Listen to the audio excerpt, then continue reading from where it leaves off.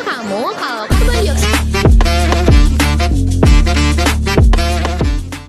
atau CO2 yang menyusun 0,04% atmosfer di bumi merupakan hal yang sangat penting untuk kehidupan di bumi. CO2 harus berada dalam kondisi yang setimbang setiap harinya. CO2 secara alami dihasilkan oleh fenomena-fenomena alam seperti letusan gunung berapi, proses pernafasan makhluk hidup, serta pelapukan bahan organik. Tapi nggak hanya dihasilkan, CO2 juga harus diserap. Salah satunya oleh tumbuhan dalam proses fotosintesis dan kadar karbon dioksida di lautan. Tumbuhan dan lautan ini bisa kita bayangin kayak timbangan yang harus menjaga kadar karbon dioksida untuk selalu seimbang setiap waktunya. Selama ribuan tahun, konsentrasi CO2 tidak banyak berubah. Di masa lalu, kadar konsentrasi CO2 sekitar 280 ppm yang dimana memiliki arti 280 molekul CO2 di setiap sejuta molekul udara. Namun, menurut NOAA Global Monitoring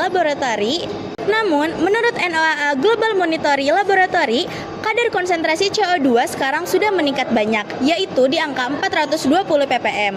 Dan itu sudah meningkat sebanyak 40% dengan waktu yang singkat secara geologis. CO2 atau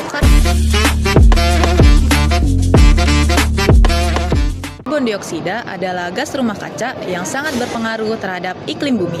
Tapi, apa aja sih yang bisa mempengaruhi kadar CO2 di alam? Yang pertama ada aktivitas manusia. Pembakaran bahan bakar fosil dari kendaraan, pabrik, maupun pembangkit listrik dapat melepaskan CO2 dalam jumlah besar ke atmosfer. Yang kedua ada deforestasi. Penebangan hutan dapat mengurangi jumlah pohon yang bisa menyerap CO2 melalui proses fotosintesis. Semakin sedikit pohon, maka akan semakin banyak CO2 yang tertinggal di udara. Yang ketiga ada lautan. Laut dapat menyerap sekitar 25% CO2 dari atmosfer. Tetapi, kemampuan laut untuk menyerap CO2 ini sudah semakin berkurang. Kenapa? Karena pemanasan global sudah membuat laut memiliki temperatur yang semakin hangat. Yang keempat ada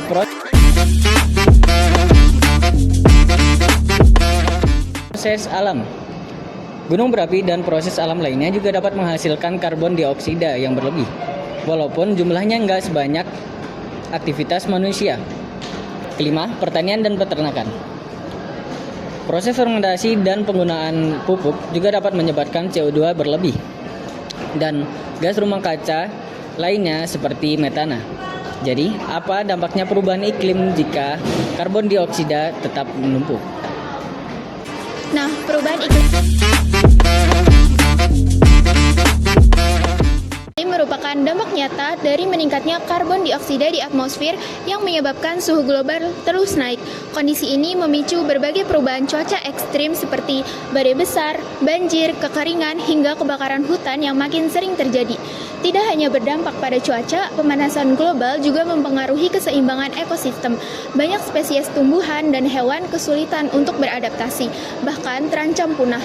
Di sisi lain, kesehatan manusia juga turut berdampak mulai dari meningkatnya kasus penyakit pernafasan hingga penyebaran penyakit menular.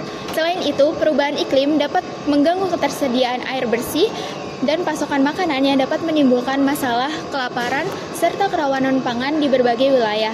Karena itu, penting bagi kita semua untuk lebih sadar dan peduli terhadap isu ini demi menjaga keberlangsungan hidup di masa depan.